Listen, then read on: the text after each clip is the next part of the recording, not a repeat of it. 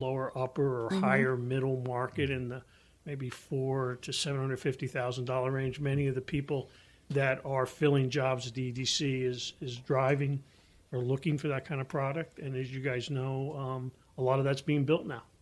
So things are pretty rosy as far as that goes. Yeah, I share your sentiment and see that as well. We've always been a very, very affordable area, and I think relative to the rest of the state and country, that will continue to be the case. However, happily, from my perspective, prices are starting to have a steady increase, which is nice to see. Again, I came to the area during that obscene boon of 0345 where it was not a steady increase, but it went straight up, and then of course it went straight and further down.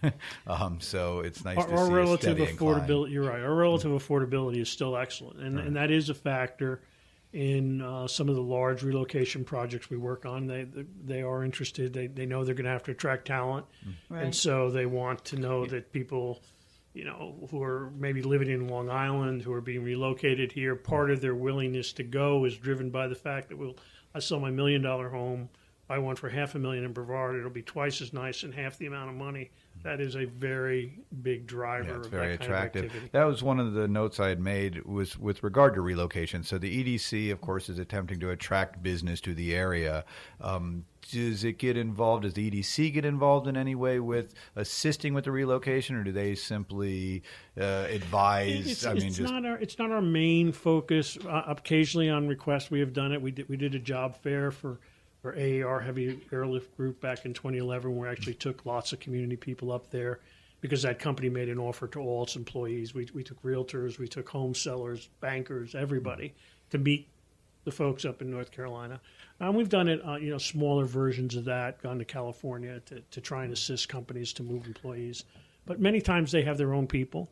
And a lot of times they what they do is the people they want to relocate, they bring them to the community and they explore. Right. And when we're asked, we certainly would like to see them shown by a realtor. To get Jean a pitch in, because Jean is always pitching the show and never pitching herself. Jean Newell with Waterview Realty Services is an excellent realtor who knows the area, has been here for many, many years. Many years.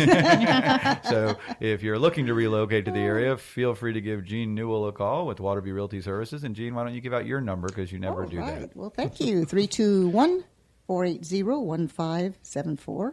321-480-1574. You can text or call me.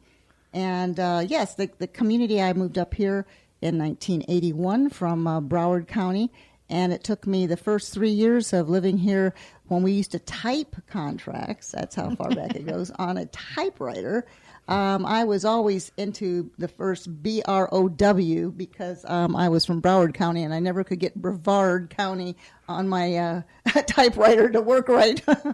So I was always typing Broward County. But it is a complete different lifestyle for sure. We were talking off mic about how different it is up here. The lifestyle really reminds me of back in Broward County, which is Fort Lauderdale area, back in the, 70s maybe. It's still a friendly place. The one thing that I always have to laugh at is that no one really honks their horn. You seldom hear a horn honking. I know, I love it. And it's like a shock if you hear. I don't even know where my horn is because I cannot find it, and I haven't used it for so long. You don't hear people honking their horn, and it's not a rushed type of a thing. So that was one of the things that I noticed when I first got here, that it was kind of a laid-back community, and it's people like Gregory Weiner from EDC that's bringing in those high-impact companies, because one nice thing about Brevard, even though it was a pretty well shock to our system when they did the big shuttle layoffs, we don't rely on one particular thing. It's one of the top retirement centers for retirement communities for the military. Patrick Air Force Base is one of the top retirement areas. We have the space program. We have all of the high tech and the other satellite types of communities that support the space industry as well as others. But one of the things I wanted to ask you, Gregory, there was a report way back in 2012. It was a survey conducted by the Boston Consulting Group that more than 80% of Americans are willing to pay more for made in USA products. 93% say it's because they want to keep jobs in the U.S. We believe that Made in Brevard program will encourage further investment locally. Tell us about the Made in Brevard program. Well, that was an EDC initiative designed to do a number of things. Probably the primary purpose was to sort of raise community awareness about what is actually made in Brevard. Brevard has the highest concentration of manufacturing of any county in the states. That was part of it. And then there was linking into that thinking, made in Brevard, made in America. It is a point of pride, and I think it's a theme that's had some merit. And given the new administration that's coming in, it may actually become a much hotter theme than perhaps it's been to this point. Do they have? I know there's a whole directory on your website for the Made in Brevard. Website. I believe it's madeinbrevard.com, and that is part of our website. You can certainly go to the EDC website and see the Made in Brevard. And so you'll see all the companies that participate in it. Once a year, we also do a little showcase where we invite many of those companies to come in. I think that's coming up in the early second quarter of 2017. They come in and show people what they make, and it's in conjunction with one of our quarterly meetings, and so we try and promote manufacturing. Where would meeting agendas and such as that be? On our website. On the website, and the website is? Yeah, just go to our website and you'll see all the meetings. You can actually register to attend most of them online. Now, what is the website? Yeah. www.spacecoastedc.org. Or if you didn't write that down, you could just sort of Google Space Coast EDC and you'll find us pretty quickly. Very good. And you have something coming up on the 19th. What is that event? We have a investor update meeting. Is that not open to the public? You have to register, but yes, anybody. You don't have to be a member of the EDC to attend. It's January 19th at the Main Street Pub in downtown Orlando. It has a theme, as most of our meetings do. This is kind of an unusual venue for an EDC meeting. Yeah, over in Orlando. That's the first. No. This is Melbourne. You said Orlando. Did I say Orlando? Yes. I meant Main Street Pub Main Street, in downtown Melbourne. Melbourne. which is becoming like downtown Orlando, to the pleasure of many people, actually. But no, it is Main Street Pub. We're co-sponsoring it with 321 Millennials and the Space Coast Office of Tourism. One of the themes that the EDC has been working on is talent attraction, and we're partnering with these groups to sort of raise the awareness of this area as a place for millennials to come and build careers.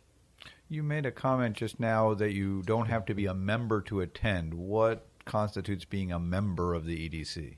We have various membership levels, from chairman's level, the other levels that involve seats on our board and patrons. Like most organizations, we have various membership levels, and it's done to encourage participation. And some of our committees require that you be a member.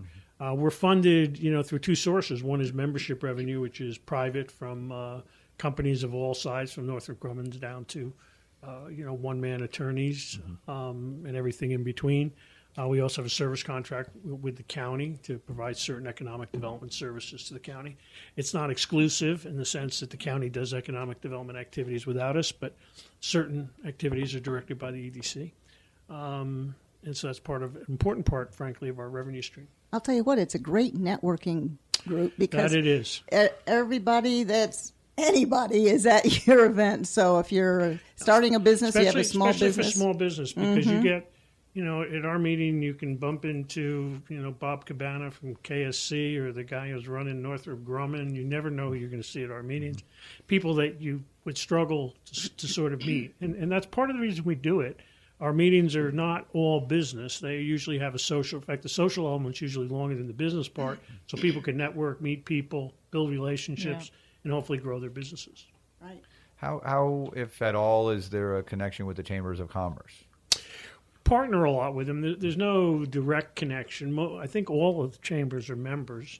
We do partner on certain activities. For instance, Maine Brevard, we provided each of the chambers a relatively small amount of money to market this and work their communities to generate membership.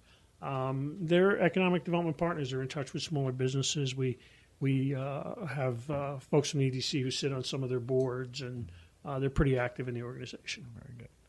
And Greg, I know several times a year you open your doors and let the small business people come in and chat with you. Right. Is there one of those events coming Open up? Door for Business is what it's called, and our CEO, Linda Weatherman, runs one, and you can come in and sit down with Linda for 15 or 20 minutes and tell her what's on your mind, and I run another one, Open Door for Business, where you can come in and sit down with me, and sometimes, generally, I usually include some of my staff. And we work with businesses of all sizes. I mean, entrepreneurs who have ideas, who don't have business plans, who don't necessarily have a clue. We try and provide them some guidance all the way to, we have a program called Technology Docking, which one of the ways we promote that is through Open Door for Business, where we invite companies who have technical problems to come in and share it with us, and we do an initial screening. And if they qualify, we encourage them to apply for participation in that program. That's cool.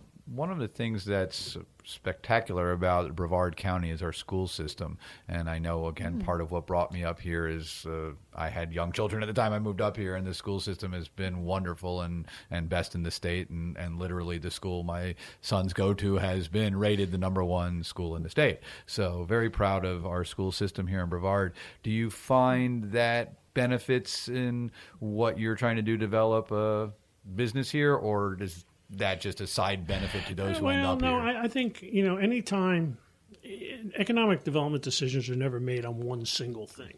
They're made on multiple factors. And being able to generally win the line item for quality schools is a plus. Yes. So it clearly, has impact.